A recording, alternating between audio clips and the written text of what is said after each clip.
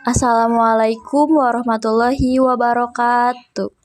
Perkenalkan, nama saya Sofa Nuriyanti dengan nomor induk mahasiswa 054058275. Saya dari Fakultas Keguruan dan Ilmu Pendidikan, Prodi Pendidikan Pancasila dan Kewarganegaraan. Hari ini kita akan belajar pendidikan agama Islam. Oke teman-teman, hari ini kita akan membahas tentang yang pertama yaitu hakikat, kedua martabat, dan yang terakhir tanggung jawab manusia. Tanpa berlama-lama, mari kita masuk ke dalam pembahasan yang pertama. Oke, yang pertama yaitu hakikat manusia. Apakah kalian tahu hakikat manusia itu apa? Hakikat manusia adalah makhluk ciptaan Allah berkedudukan mulia, diciptakan dengan sempurna, memiliki berbagai macam potensi. Dalam Quran surat Al-Mu'minun ayat 12-14 sudah dijelaskan. Lalu ayat berikutnya yang menjelaskan tentang hakikat manusia ada dalam Al-Quran surat Al-Imran ayat 90-91, lalu Quran surat As-Sajadah ayat 7 dan Atin ayat 4. Hakikat manusia dibagi menjadi 4, yaitu hakikat manusia sebagai insan. Apa sih hakikat manusia sebagai insan tuh? Oke, kita akan bahas. Kata insan berasal dari kata al-uns, dinyatakan dalam Al-Quran sebanyak 65 kali dan tersebar dalam 43 surat. Insan dapat diartikan secara etimologis adalah harmonis, lemah lembut, tampak atau pelupa. Kata insan digunakan dalam Al-Quran untuk menunjuk kepada manusia dengan seluruh totalitasnya, jiwa dan raganya. Kata ini dinyatakan dalam Al-Quran sebanyak 73 kali, di antaranya terdapat dalam surat An-Nisa ayat 28. Hakikat manusia menurut ajaran Islam yang kedua yaitu sebagai basyar. Apa sih basyar tuh? Basyar dinyatakan dalam Al-Quran sebanyak 36 kali, tersebar dalam 26 surat. Secara etimologi, basyar berarti kulit kepala, wajah atau tubuh yang menjadi tempat tumbuhnya rambut.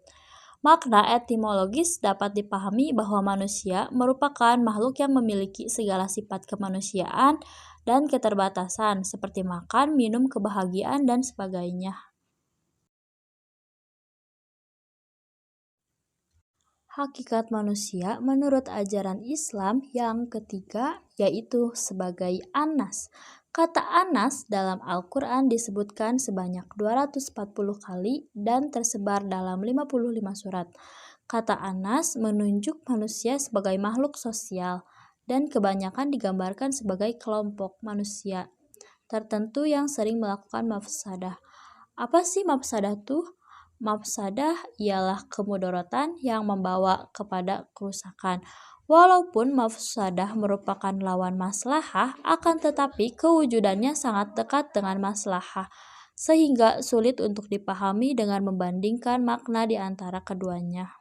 Hakikat manusia menurut ajaran Islam yang keempat sebagai Bani Adam. Bani Adam disebutkan dalam Al-Quran sebanyak 9 kali, diantaranya pada surat Yasin ayat 60. Adam di dalam Al-Quran mempunyai pengertian manusia dengan keturunannya yang mengandung. Pengertian basyar, insan, dan anas, kata Bani Adam lebih ditekankan pada aspek amaliyah manusia, sekaligus pemberi arah kemana dan dalam bentuk apa aktivitas itu dilakukan. Martabat manusia sebagai makhluk mulia dan terhormat di sisi Tuhan dan makhluk lain sudah tercantum dalam kandungan Al-Quran. Yang pertama, manusia makhluk berakal ada pada surat An-Nahl surat ke-16 ayat 78. Yang kedua, memiliki hak dan kewajiban untuk kemaslahatan ada pada Quran surat Az-Zariyat ayat 56. Yang ketiga, dipilih sebagai khalifah di bumi ada pada Quran surat Al-Baqarah ayat 30, Al-An'am ayat 165. Yang terakhir yaitu memproduksi keilmuan ada pada Quran surat Yunus ayat 101, Ar-Rum ayat 8, dan Al-Isra ayat 85.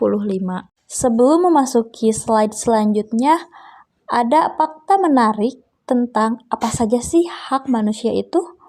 Yaitu yang pertama hak Tuhan, kedua hak diri sendiri berupa jasmani dan rohani, ketiga hak orang lain, dan keempat hak atas harta. Selanjutnya, tanggung jawab manusia.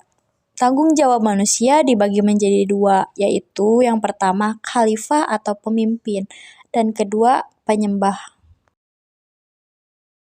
Yang pertama khalifah atau pemimpin dijelaskan dalam surat Al-Baqarah ayat 30, yaitu manusia menjadi pemimpin baik bagi diri sendiri maupun orang lain dan alam sekitar.